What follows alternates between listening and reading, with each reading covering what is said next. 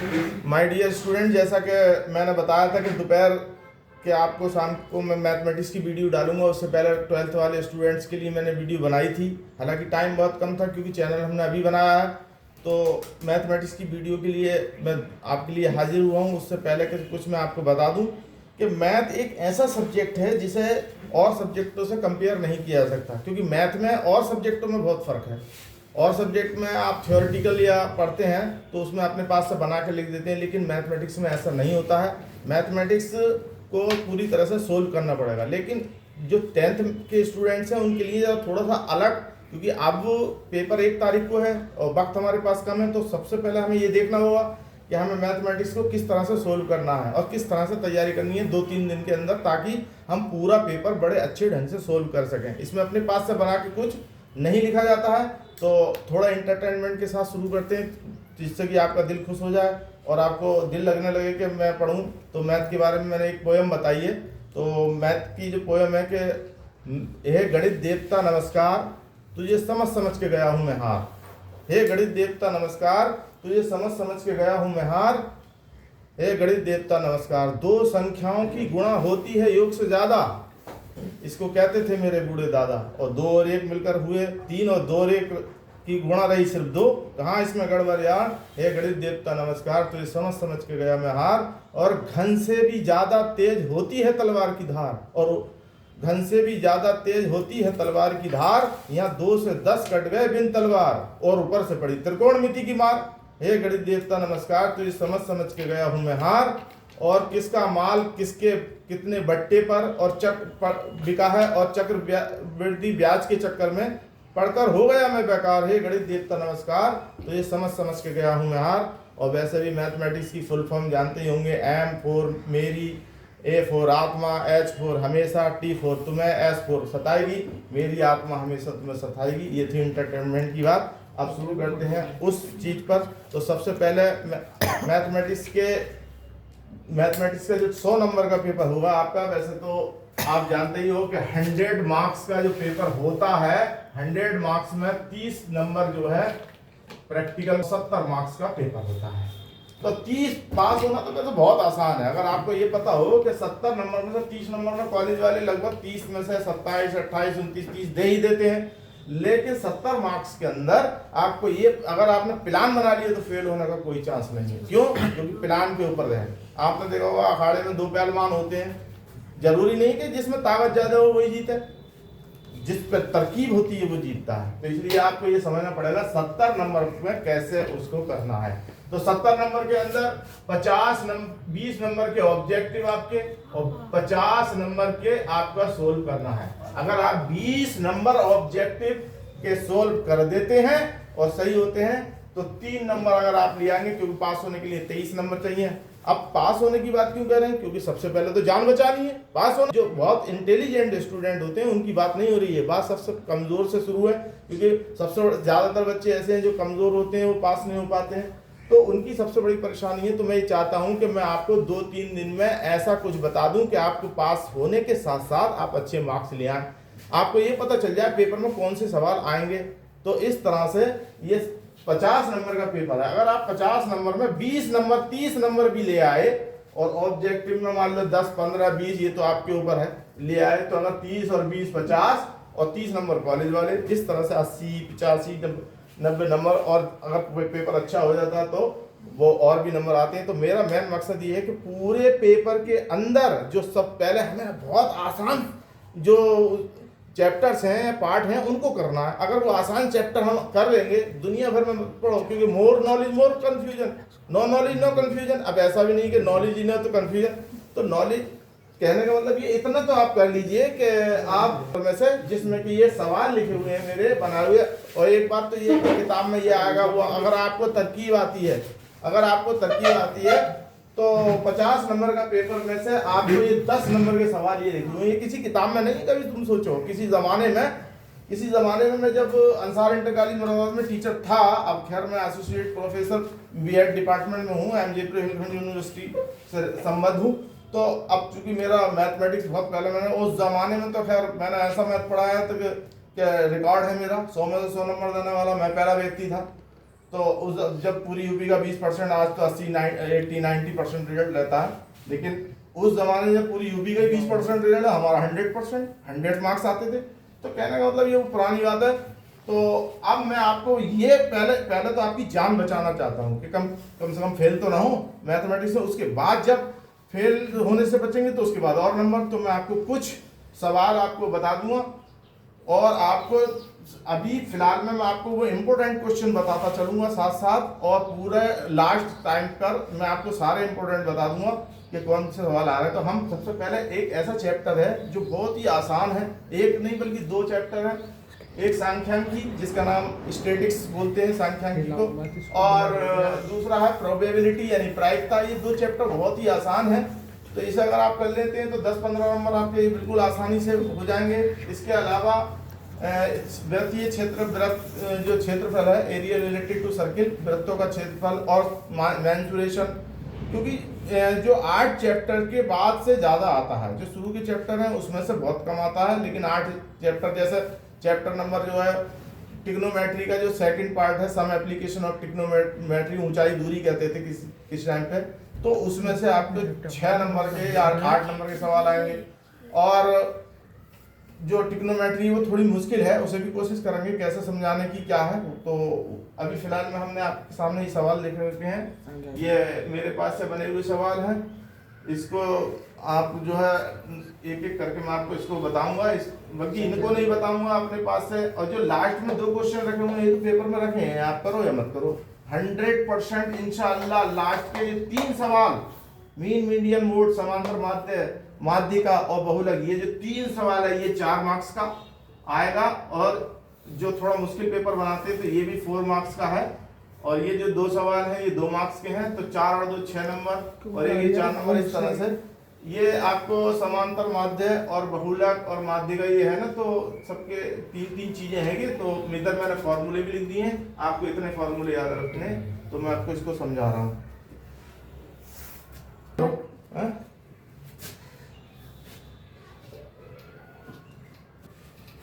ये नंबर 5, 7, 3, 2, 5, 4 इसकी जगह कुछ और भी हो सकते हैं, इसमें घबराने की कोई जरूरत नहीं है, क्योंकि हम ये सोचे साहब नंबर, क्योंकि मैथमेटिक्स में सवाल अपने पास से बन के अलग से आते हैं।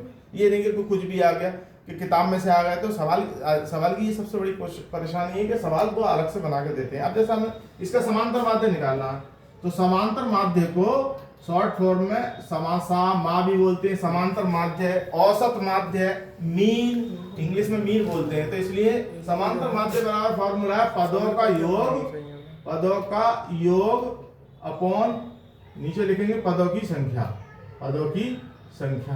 इंग्लिश में sum of all observation, total number of all observation, ये फॉर्मूला लिख सकते हो। तो कोई पर जैसे ये लिख रहे हैं 5, तो m इजिकल टू 5 + 7 + 3 + 2 + 5 + 4 अपॉन, ये गिन लेंगे कितने, 1 2 3 4 5 6 नंबर डाल। अगर ये 7 होते तो नीचे 7 आ जाता, जितने नंबर होते उसके नीचे लिख देते। तो इसमें कोई परेशानी नहीं। अच्छा, जोड़ना तो आपसे आता ही होगा, अब जोड़ना भी आपसे नहीं आता तो फिर 10th में कैसे हैं आप। तो देखिए 5 और 7 12, 3 15, 15 और 2 17, 5 22 और 4 26, ये जोड़ना है। और नीचे आ गए 6 से डिवाइड कर लीजिए, 6 से 26 को डिवाइड करेंगे, 6 चौक 24, बचे 2, पॉइंट लगाइए, 0 लगाइए, 6 × 18, बचे 2, फिर पॉइंट लगा हुआ, 0 लगाइए, 6 × 18, 4, 2 पॉइंट के 2 डिजिट तक निकालना है। 1 डिजिट भी निकाल दो तो कोई परेशानी नहीं है, नंबर मिल जाएंगे। तो आपका हो गया 4.33, ये आपका समांतर माध्य हो गया। अब जो हमने सवाल लिखे हैं आपको, तो वो सबसे पहले समांतर माध्य, सबका समांतर माध्य 3 तरह का होता है। जैसे ये नंबर जो है, एक तो नंबर का समांतर माध्य, कुछ नंबर दिए, एक टेबल 2 तरह की है, पहले बिना क्लास इंटरवल वाली और एक क्लास इंटरवल वाली। तो बिना क्लास इंटरवल वाली जो आती है 2 नंबर का सवाल आएगा वो, और जो क्लास इंटरवल वाली है वो 4 नंबर का सवाल आएगा, ये ध्यान रखना। ऐसे मीडियन जो है वो भी 3 तरह की है, एक नंबरों की, ये नंबर दिए ये बस हमें असल में क्या होता है, बच्चे कंफ्यूजन होते हैं, पूछ रहा मीन निकाल दिया मीडियन, तो परेशानी तो यही है। तो इसलिए बस इस बात का ध्यान रखना कि अगर वो समांतर माध्य है तो समांतर माध्य निकालना है, माध्यिका क्या है तो माध्यिका निकालना, बहुलक क्या है तो बहुलक निकालना। तो ये हो गया समांतर माध्य। अगर हम टेबल का समांतर माध्य से, ये टेबल है हमारे पास, इसका समांतर माध्य निकालना, तो इस बात में घबराने की जरूरत नहीं है कि साहब क्या दे दिया, तो ऐसा कुछ नहीं है। मान लो यहाँ पर कुछ लिखा हुआ है क्या, हलों की संख्या या कुछ और, तो x बोलेंगे पहली वाली टेबल को, क्या बोलेंगे x, और दूसरी वाली होगी बारंबारता, उसे बोलेंगे f। तो जैसे मान लो नंबर यहाँ पर 10, 11, 12, 13, 14, 15, यहाँ पर 50, 60, 70 कुछ और भी नंबर हो सकते हैं, तो इसमें घबराने की कोई जरूरत नहीं है। f बोलते 3, 2, 5, 3, 2, 3, 5, 6, कुछ भी लिखा हुआ हो सकता है नंबर, कुछ भी, इससे घबराने की कोई जरूरत नहीं है। तो ये है बिना क्लास इंटरवल वाली सारणी, बिना क्लास इंटर की सारणी टेबल। तो ये बिना क्लास इंटरवल वाली सारणी का समांतर माध्य कैसे निकालेंगे, तो बड़ा आसान। सबसे पहले आपको जो है एक टेबल बनानी इस तरह से, ये टेबल बन गई, एक तीन खाने बनाने, इसमें पहले में एक्स आई लिखना है, दूसरे में एफ आई लिखना है, और फिर x I multiply F I. तो जैसे ये 10, 11, 12, 13, 14, 15, और यह 3, 2, 4, 3, 5, 6। अब नीचे को इसकी मल्टीप्लाई करेंगे 10 की 3 से, 10 इंटू 3, 10 इंटू 3, डायरेक्ट भी लिख सकते हो, 10 या 30, 10 3 30, डायरेक्ट लिख सकते हो। ऐसे डायरेक्ट 11 दूनी 22, 12 चौक 48, 13 तिया 39, 14 पंजे 70, और 15 छिक्का 90। तो अब क्या करना है, ये तो मल्टीप्लाई हो गई। अब आप इसको जोड़ लेंगे, इसको जोड़ेंगे, 2 8 10, 10 9 19, 3 2 5, 4 9 9 3, 12 12 7 19, 19 और 9 28। इसे जोड़ दिया, इसे जोड़ लेंगे, 3 2 5 4 9, 9 3 12, 12 5 17, 17 6 23। इसको कहेंगे सिग्मा एफ आई। ये ध्यान रखना, सिग्मा माने होता है जोड़ना, सिग्मा माने जोड़ना, और ये जो आपने मल्टीप्लाई करी है तो इसको कहेंगे सिग्मा एफ आई एक्स आई।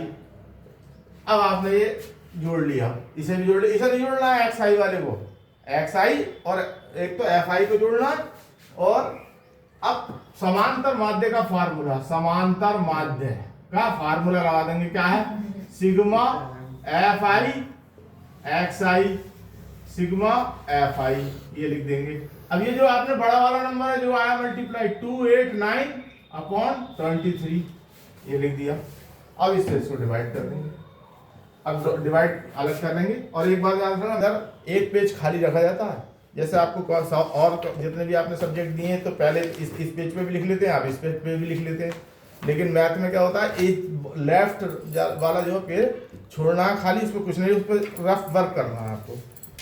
तो 23 से डिवाइड कर दीजिए, 289, एक बार गया 23 दा 5, 2 बार गया 46, बचे 3 1, पॉइंट लगा दिए 0, 18 6 दूनी 12, ज़्यादा हो जाएगा इसलिए 5, 5 दिया 15, 5 दूनी 10 और 1 11, बस 12.5, 12.5 ये आ गया आंसर। अब ये जो सवाल है कि 2 नंबर का है, अगर ये सवाल क्लास इंटरवल वाला होता, अगर ये सवाल क्लास इंटरवल वाला होता तो फिर क्या होता,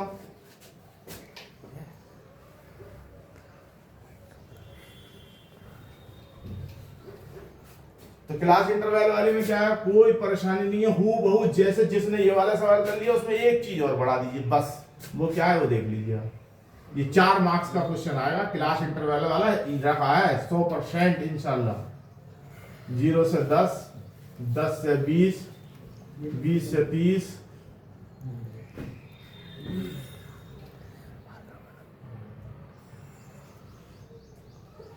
30 से 40, और आगे भी हो सकता है। कभी कभी यहाँ पे 0 से 10 ना लिख करके 10 से कम, 20 से कम, 30 से कम, 40 से कम, इस तरह से भी लिखा हुआ होता है। बहुत से बच्चे परेशान होते हैं, यार उन्होंने तो 0 से 10 बताया था, आ गया। तो आप क्या काम करेंगे, कोई बात,